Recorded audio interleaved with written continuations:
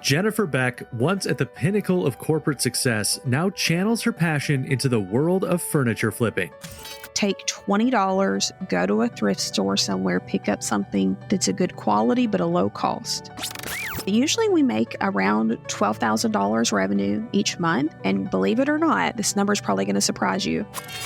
Make sure you're providing content that your followers want or need to see. Don't be throwing something out there just because it's what you like. It needs to be consistent with what your followers want, and it needs to be of good quality. You can't fail as a business owner if you don't stop trying. I'm your host, Alex Freeman, and on the Upflip podcast, you get to learn how great businesses are built, how they are run behind the scenes, and how you can replicate their success. And today, we're about to discover the art of turning worn-out furniture into gold. Jennifer, welcome to the show. Thank you so much for joining us. Oh, absolutely. I'm happy to have any opportunity that I can to talk about making money and then also my love of design. So this is great. I love it. I love it. So let's dive into it by kind of starting with when and why did you decide to start a furniture flipping business? Absolutely. Well, I never had any intentions of doing so, but in 2019, I was at the top of the sales ladder with $1 billion furniture company, retail sales, the whole game of the rat race. But what a lot of people don't talk about is that the mental stress of being in that type of environment can lead to burnout so quickly. So after just going through just your regular, trial and error issues and having some transition with company ownership and so on and so forth, I just told myself, I was like, if I'm going to do anything else in my life, I'm only going to invest the time and energy that I have for this company into myself. And from that point, that is where Saved by Design was born. And we'll definitely delve more into that. But it really was just a necessity for me to find an escape from the corporate rat race. I'm interested there because you describing it as a necessity, did that help you to overcome the fear of kind of stepping out of the corporate world and into the small business world? Yeah, absolutely it did, because I feel that if I had not had that pressure of having to find something that gave me some relief with the mental stress, I think it would have been a lot more hesitation for me. But again, the word necessity is so key here, is that it became necessary for me to find a different option. And if you're ever in a situation like that with anything in life, you just find that the need to make a change overcomes the fear. So it just drowns all of the hesitation and all of the doubts that you have, and you just go for it. And you just, take a leap. And usually it works. What kind of planning did you do so that you could hit the ground running? I'm glad you asked that. I didn't. Honestly, I know that sounds crazy, but I didn't. Mainly what I had done is over the years, one thing I did know is that I didn't want to be in that situation forever. I didn't want to be in that corporate world forever. So the number one key for me, and this applies to all areas in my life, was financial freedom. So I have always lived on a budget and lived very frugal on all of my investments and all of my spending, which allowed me to have a really well-built nest egg that I knew that whatever I decided to do, I could take that step and not have to worry about whether my house was going to be paid for or whether my lights were going to be on. That allowed me that freedom to do so. As far as planning for the business, I can truthfully say I did not put enough planning into it prior. Thankfully, it worked out. I've been blessed. I've done a lot of praying about that. But truly, the biggest thing for me was knowing that I had the financial ability to take that risk. And I believe that applies to all areas in life, opposed to just business related. Yeah, certainly having the financial freedom to pursue something that you're passionate about without kind of it's got to make money from day one pressures. Exactly. That made all the difference for me. Was I went into it and I said, I feel like this can work, but I also didn't have that added stress of saying, well, it has to make, X amount of dollars by this date and so on and so forth. So I think that in any aspect, especially though when you're starting a small business, is don't let there be so much financial stress that it encourages you to make poor decisions based on that. And so building from that place of passion, I guess, begs the question of where does your passion for furniture restoration come from? Oh, absolutely. So I felt like there was a point where I needed to find something that I was good at. There's the old saying, you find something you're good at, something that you love, and then something that people are willing to pay you for, then that's the sweet spot. So I knew that I had a love of history and antiques, and that I knew I was great at sales. And then I knew that I enjoyed like DIY around the house. I had, dabbled here and there. And I said, there has to be a way to combine these things. And I started doing a little bit of research online, and I noticed that I had seen some people flipping furniture and they seemed to be making a decent income at it. And I said, well, I think I can do that, but I think I can improve that as well, because unfortunately, so often when you find businesses that are in this industry of furniture flipping, they only focus on that portion. They don't bring in the marketing and sales background with it. And you really need that to be able to bring in that extra boost in the income. And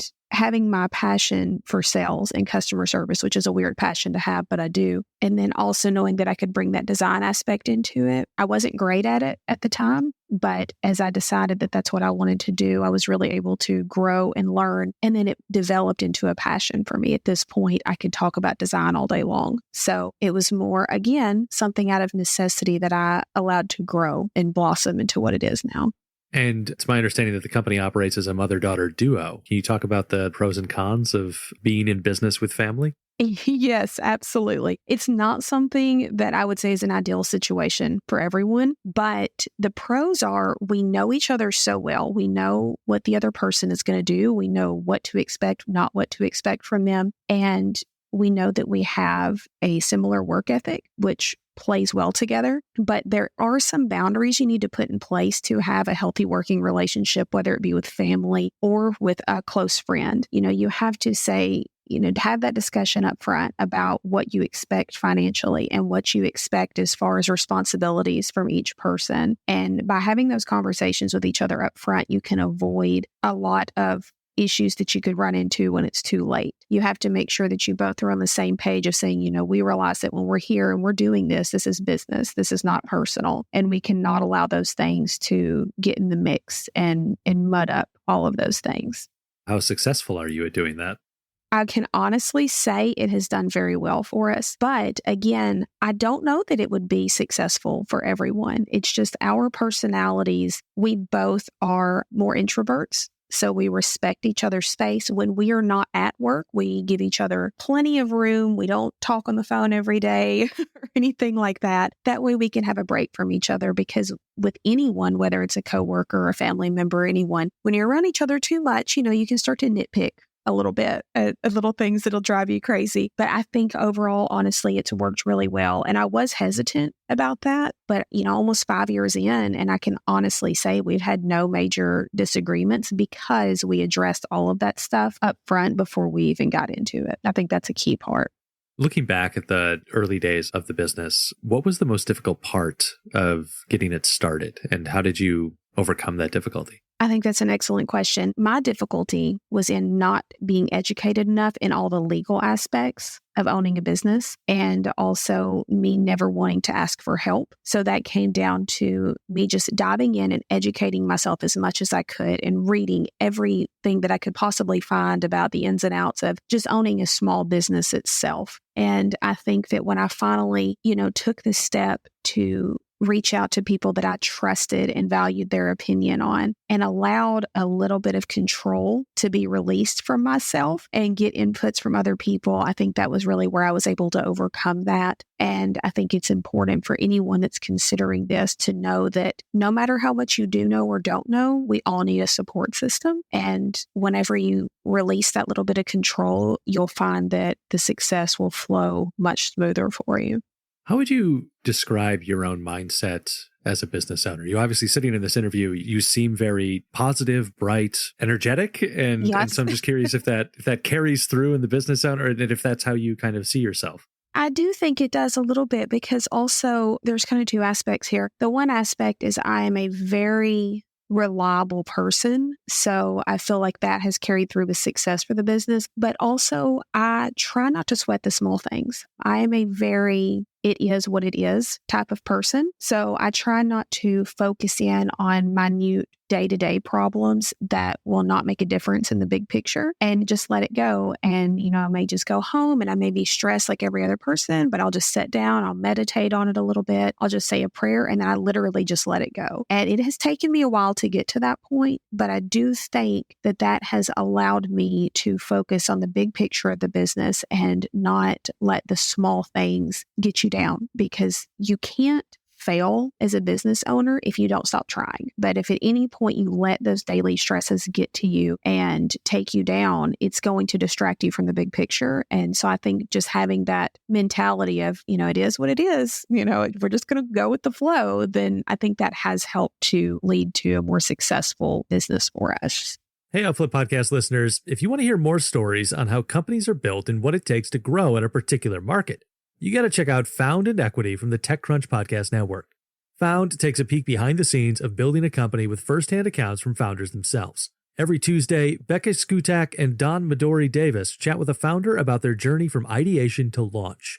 Equity will keep you up to date on the world of startups, technology, and venture capital with news rundowns and expert interviews led by co-hosts Alex Wilhelm and Marianne Azevedo. Equity drops every Monday, Wednesday, and Friday, so if you're not sure where to jump in, check out episode 704. Yeah, but is that venture backable? Tune in at techcrunch.com/podcasts or wherever you get your podcasts.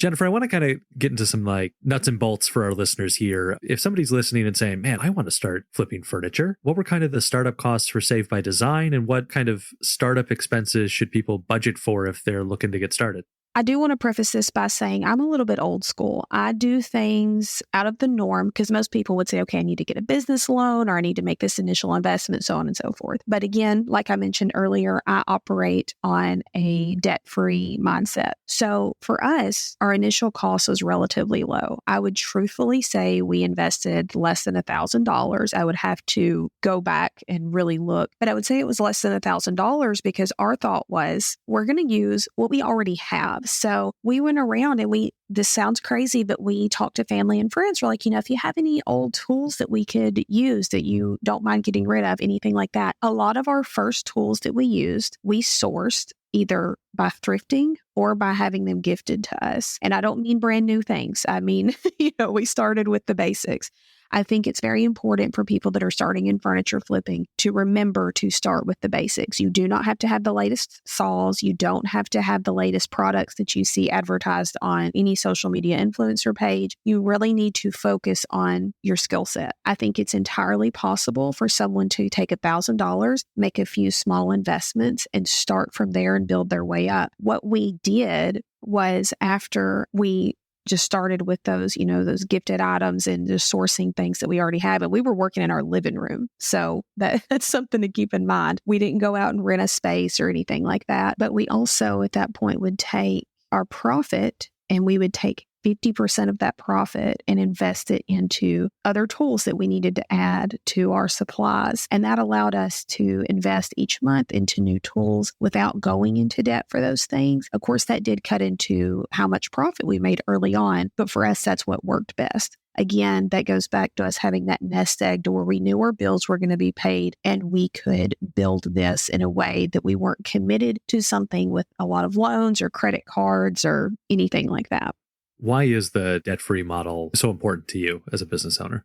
I think I'm going to share a little bit of personal information with you here. So I am, in my mid-30s now. When I was 20 years old, it was if anyone's familiar with 2008 and the whole recession and all that stuff, I decided to buy a home, completely unaware of what I was doing and had no business doing that. Long story short, I ended up filing bankruptcy at 22. And I told myself, I will never be here again. I will never be in this position or have this stress or be dependent on anyone again. And from that point, which I was going to mention anyways, I adapted the Financial Peace Mindset by Dave Ramsey. I'm sure you've probably heard about that. And it just became a lifestyle for me because I never wanted to have my success be dependent on a bank or an investor or anything like that. I'm not saying there's anything wrong with that, but for my small business and my lifestyle, that was no longer an option. So I always wanted to make sure that my financial security was dependent on me. So it's just truly a mindset for me.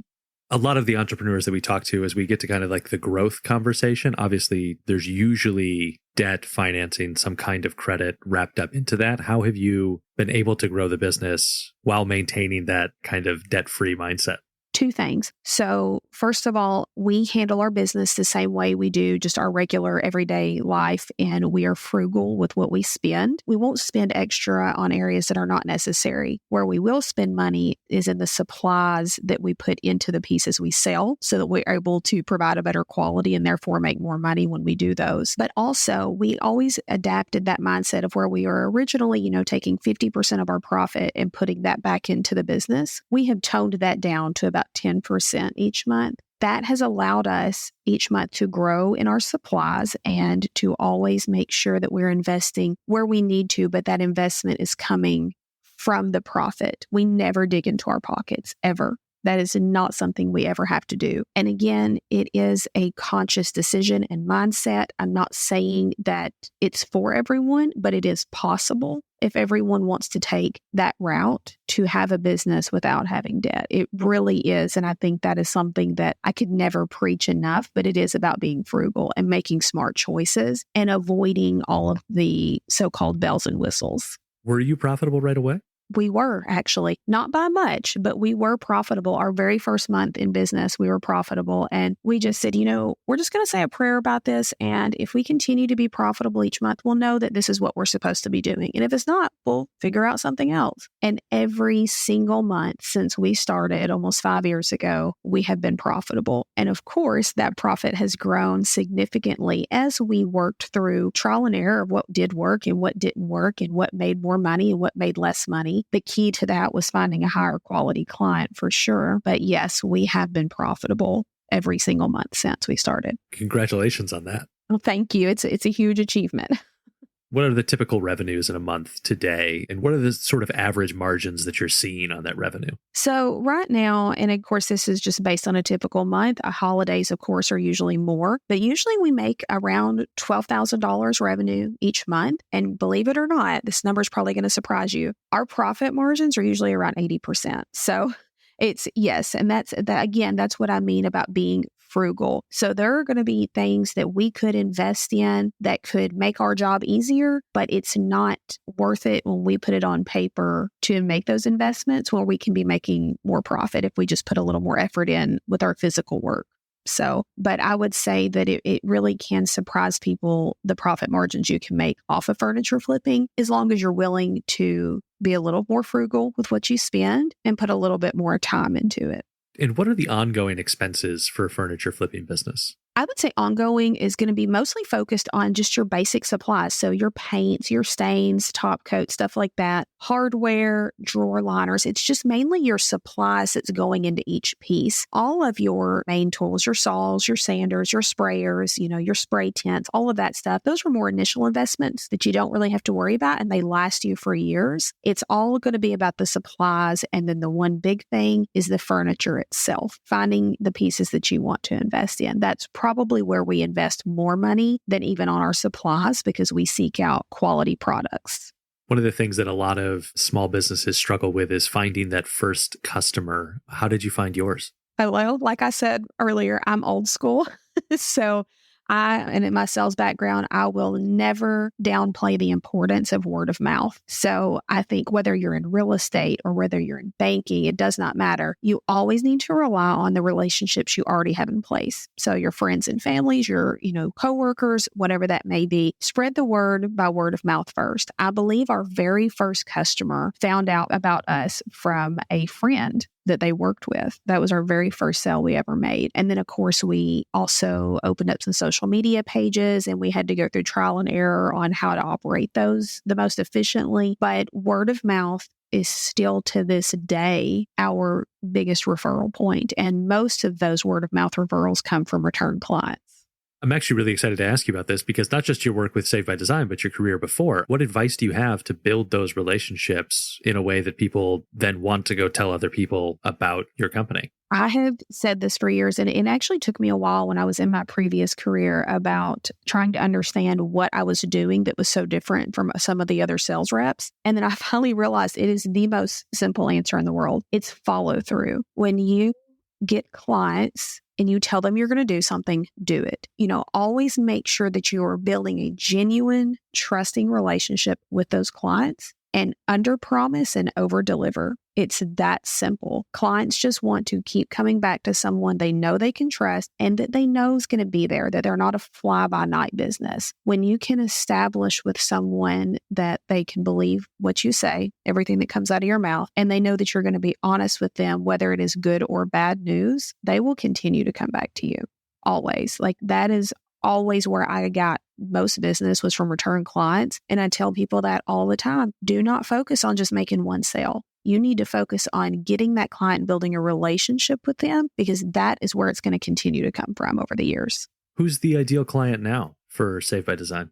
For us now, we focus on what I would describe as a high quality client. We want someone that appreciates design, appreciates history, and is more worried about quality as opposed to cost. So we do, when we do all of our listings and everything, we target our pictures, we target our descriptions on the pieces, and then we target where we list on the demographics we're looking for. We want someone that has more of a disposable income. And whenever you do that, you get a higher quality client. And we also raised our prices to get that higher quality client. I want to touch on that really quickly because it's so important. And I have conversations with other flippers all the time about this and encourage them whenever you price too low and you show your audience that you undervalue yourself, they are going to undervalue you. So by raising those costs a little bit, I'm not saying just rip people off, but by raising those costs to reflect the quality that you're providing, you're going to get a higher quality client that way. So that's something for everyone listening to remember. But I focus mainly on demographics and I target someone that I know is going to be more concerned about quality as opposed to cost. I am not targeting a budget hunter. I am a budgeter, but I'm not targeting myself. I want someone that's not so concerned about that. This is going to bring us to a portion of the show that we call our Fan Blitz questions. These questions come from our YouTube community. Listeners, you can join that community by going to youtube.com/upflip and pose questions to future podcast guests. Jennifer, I've got 5 questions we're going to try and do in about a minute. Okay. All right, here we go. This one from Tony. How long can it take to start profiting in a furniture business? I would say at least a year. I would say at least a year to get full-time profit. But if you were not financially able to make that step the way I did and go all in at once, start it as a part-time gig and do that for at least a year before you're going to see real profit. MPF would like to know, how do you stay on trend? Oh, that's easy. I research the current trends of the major retailers each season, so all your big box stores. And then I also rely heavily on feedback that I get from clients and what they're searching for. Carlos would like to know, do you have training available? I do not. I do not have a designated training course. However, on our Instagram, we address a lot of the common techniques that are requested on all of our reels. Savant Moore posing a question that we have touched on quite a bit, but I'm curious to hear a little bit more about it as well. So how do you run a business in a society that preaches using leverage? Oh, it's mindset. It's a choice you have to make up front and set your mind to that and tell yourself you're not going to take the easy way out and that you are not going to be influenced by others' opinions. Simple. Last one here from Zeno Craft. How do you find out that your idea is worthy and trustworthy? Well, honestly, I just go off of my gut. And I know that sounds crazy, but I trust myself. I trust that if I feel that it's something that needs to be out there, then others are going to find that need as well. That is going to do it for the Fan Blitz questions. Listeners, you can find more advice for how to start a business the right way on the Upflip Hub at upflip.com/learn. Jennifer, a few more questions here from me. How does social media factor into your engagement with customers and marketing strategy? I would say at this point, it's a huge platform for us because We utilize Facebook, Instagram, TikTok, YouTube, all of those things. Instagram being what we use most because we find that we get the most engagement from there. But I think in our world, I mentioned earlier about word of mouth. It's important to know that word of mouth is now often through social media. It's through shares from friends and comments and such. So we just treat that as if it would be a community if we were engaging with people in person. It is a huge necessity for us at this point to reach everyone all at once.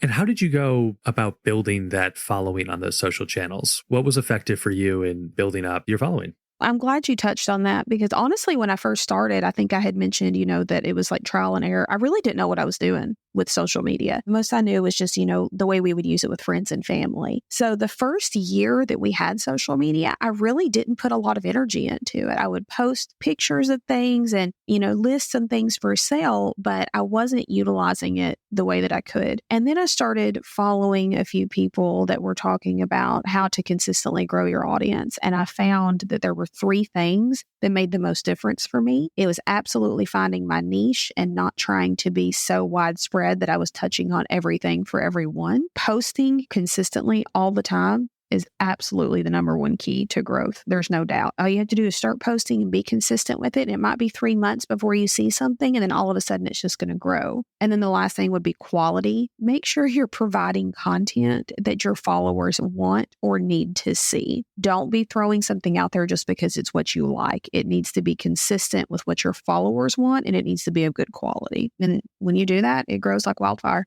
So with that social following and word of mouth, what kind of advertising spend are you making in an average month, if any? This is going to be another interesting answer. Going back to my debt-free, I actually don't. And I do believe in advertising. I want to say that. I do believe in advertising. It is important. However, we have been so successful through word of mouth and following through and building those relationships with clients that I have found the only advertising we've needed to, well, I don't even know if we needed to do it, but we did, was we do have apparel made that we give to our clients with purchases, but we do not advertise anywhere else. I'm not saying people shouldn't, but for us, we've not had the need to. I want to kind of dive into a little bit more services and products types questions. So I guess, can you give us a very quick overview of the types of services and products that Saved by Design offers? Oh, yeah, absolutely. So we have like 2 main components there. We provide custom commission work. So that's where a client will contact us about a piece that they have, and we will redesign that for them and charge them the cost of refinishing. That honestly is not as profitable as the other side of the refinishing. And that's where we actually source our own pieces and we refinish those and we flip those to sell. You're going to have a much higher profit margin when you go that route because you can charge not only for the cost to refinish, but also the market value of the piece and so on and so forth. So for the customer brought projects, the restoration projects or redesign projects, how did you set the prices on those? Those are basically priced on what our hourly shop rate is, the price that we've set for ourselves for the shop rate per hour, and then the cost of the supplies. So you're really just factoring in your time, whatever your designated hourly rate is, and then the cost of the products. That's why it's not nearly as profitable. What's the most unusual thing that someone's had you work on?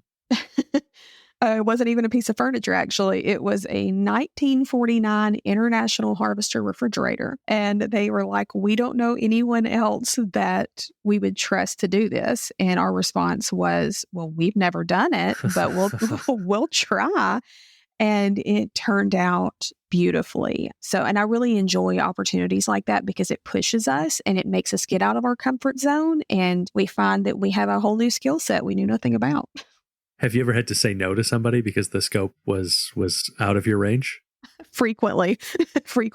And it's usually what I have found is I'll have people come to me and they'll be like, can you do this? And I'm like, it's not so much about can I do it? It's about if it's worth it being done. And a lot of times people will have a piece that is either so far gone that you cannot justify the cost of it for what it's going to take to repair it. Or if it's a really low quality piece, like if it's MDF or something like that, we just don't touch it because we don't want to. And we're kind about that. And we explain that to the clients and they are appreciative of that honesty. But yes, we turn down pieces on a regular basis. And then you mentioned that that's obviously a lower margin side of the business. So how do you balance the time of having that service available to your customers with, working on and making the kind of signature furniture that is the much higher margin. Absolutely. I'm glad you touched on that because our first year, that was one of the trial and errors we made. We focused primarily on commission work. And I think that is important because that is where you build a name for yourself. So it's kind of falls into that category, just paying your dues. But after that first year, when we realized how much profit we could make by going the other route, we started scheduling out everything to where, for instance, we usually do about 12 pieces a month. We only had about a third of that going towards commissioned work and the rest going towards what we were designing. So that really allowed us to still provide to that need for our client base, but also them understanding that the wait list was going to be much longer and the turnaround time would be longer because in order for us to stay in business, we had to focus on the other side of it as well.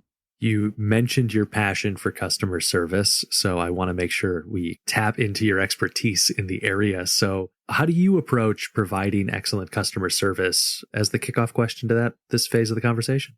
Like I kind of touched on before, it's just about trust. It really is. So when a client first comes to me, like say they just emailed me, they've never met me before, anything like that, I will just send them back a little conversation. Of course, thank them for reaching out to me. And I actually tell clients up front, I'm like, what you'll get with me is you'll always get honesty. I will always be here to reply to you. And I will make sure that if you tell me you need something and I can't provide that, I'm going to let you know up front. And by me just kind of giving that little bit of an intro, it helps to relax them and know that I'm professional and that I'm there to help them in any way that I can. And that opens up for a much more relaxed conversation. And they can really be honest with me about what they need or what they don't want or what their budgets are and so on and so forth. And then, of course, from there throughout the process, I just follow through. As I've said before, I do what I say I'm going to do. I tell them the truth all the time and I'm reliable. They don't have to worry about me vanishing. They don't have to worry about me being inconsistent with quoted amounts, so on and so forth. It's so simple when it comes to client retention. It's just allow them to trust you and follow through for them. I feel really confident that goes a long way to make sure you have very few unhappy customers, but I'm sure you have some. So how do you handle unhappy customers? So yes, we have had unhappy customers, definitely. And I have dealt with those, of course, in my previous career too. But you are right. Honestly, I can say that 9 times out of 10, I have a great experience with my clients. And I can honestly say that most of the times I've had an unhappy client, it's actually not been anything that we've done. But here's the 2 things. Number 1, if you do have a client that is unhappy and it is a mistake you've made, own it. Admit that, say, this is my mistake. I apologize. Here's how I can correct it. Or what do you need from me for it to be corrected on your end? So own it. Again, that goes with the customer service. Don't try to blame it on them. Don't be frustrated at them if it is something you've done. On the other side of that, sometimes you will have clients, and if you've ever been in customer service or anybody out there has, they're going to know sometimes people just want to be mad. And that's just the honest truth about it. And anytime I've had someone that was just belligerently unhappy, not due to anything we had done, I just remain calm. I communicate with them clearly. I will offer them solutions, even if it's not really anything I should have to offer a solution to. You still want to remember that, you are always the face of your business. So still try to make them happy, even if it is a little bit inconvenient for you. And then if you continue to offer options and they don't want a solution, you just simply tell them, clearly we cannot come to a resolution here. So we are going to agree to disagree, but these solutions are still here for you if you want to reach back out to me in the future. But you got to set healthy boundaries. You can't get too stressed out about it. Like I said earlier, it is what it is. And you just have to roll with the punches. Simple as that. Running a small business itself can be a challenge, especially when there's just 2 people. How do you manage the workload and keep the business running? Well, what we did, like I mentioned earlier, was when we started this, we kind of sat down and had a really in-depth conversation about whose responsibilities would be what and so on and so forth. So we make sure that each of us carry the designated workload. That way we don't have to worry about the other person having to pick up slack. But we also set hard boundaries for ourselves on work hours. When we are working, because we touch on that the way any business would operate, we're there from designated hours, morning till evening, a certain amount of days, and we work. And when we are not there, we live our personal lives. We do not allow that to creep in to anything else that we have going on. We do our very best to not try to come in on our days off to work or anything like that. No, we're human. We're not perfect. Occasionally we'll have things that we're like, we have a deadline. We have to get this done. But it's all about setting boundaries for yourself and making sure you approach that the way you would any other job instead of with the mindset of, oh, I'm my own boss. I can do what I want when I want to. That's a surefire way to end up failing at some point or being extremely stressed, one of the two. Any regrets about the business? I don't think so. No, because I'm not a regretful person. So I always feel like you learn from anything that you do. And if you don't learn, you need to do it again so that you do. But I'm just not a very regretful person. I feel like there have been times in my life where I'm like, oh man, I really wish I hadn't had to go through that, but I wouldn't go back and change it at this point because ultimately it's formed how I operate as a person, as a business owner, as a woman, anything like that. So I think that you need to learn and embrace those mistakes and just move forward with it. Wash your hands of it. What's the smartest business move you've made to date, and how did it help grow the business? Starting with basics. Like I said earlier, starting with basics. By me carrying that mindset in, I will always, always, always believe that is why we have been successful. And by not trying to get ahead of ourselves, not trying to keep up with the Joneses, so to speak. Starting with the basics is the reason we have been successful. There's no doubt. What's the day-to-day look like now? What is an average work day for you? So right now we work Monday through Friday because I worked enough weekends and holidays in my previous job to last a lifetime. So we work Monday through Friday. We work 8 hours a day. So we work 40 hours a week. And when we are in the shop, we are doing physical work. We go in, we demo pieces, we contact clients. There's always some communication with clients each day, just touching base with them, letting them know where we're at, what to expect. We also do all of our pickups and deliveries, our sales. So we're a two-woman show. Everything needs to be done. But most days we are actually in the shop with our hands on the furniture, redesigning, filming. I do a lot of filming for our social media. So we each wear a lot of hats. And yeah, that's our typical day in the shop doing hard work. What's the number one piece of advice that you could give someone who wants to make their first $10,000 from scratch in the furniture flipping business? I'm gonna go with what I've said before. I love it. Start with the basics. Like if they wanted to make their first $10,000, say in a year, you need to first research. I need you to get on the internet and I need you to look up every possible thing you can about furniture refinishing. And then I need you to decide what you think works and what doesn't work. Take $20, go to a thrift store somewhere, pick up something that's a good quality, but a low cost. Do not spend on a bunch of tools that have bells and whistles. Use your hands, let your body do the work, and don't make investments that are not smart for profit you've not made yet. That's the only way I know how to describe it. Start with the basics. Do not follow what every influencer out there says because most of them are being sponsored. I just had a consultation call yesterday where I told someone that don't focus on the highlight reels you see online. Get down to the basics and learn from what you're doing. That's where it's at. What's your favorite business book and why? No, that's easy. Dave Ramsey's Financial Peace. That's it right there, which I actually read probably 10 years ago. So that is what formed my foundation of a debt-free life, which has absolutely fed into my business and which I will tell anyone is the reason we've been successful. There's no doubt. It's worth the read. Please read it. Jennifer, where can people learn more about you and Saved by Design? Oh, they can find us on social media everywhere. Usually Instagram is going to be where we have the most content available for anyone. We got posts, we got videos, we got links to products. And on any social media platform, we are savedbydesign.tn for Tennessee. Savedbydesign.tn. That is going to do it for this episode of the Upflip Podcast. Listeners, if you like what you heard in this episode, send it to someone who wants to start their own business, and make sure to let us know what you think of the Upflip Podcast by leaving a rating and review on Apple Podcasts or Spotify. It really helps other people find the show and unravel how great businesses are built. Jennifer Beck, Saved by Design, thank you so much for joining us. Absolutely. It was great. I hope that it helps some people out there.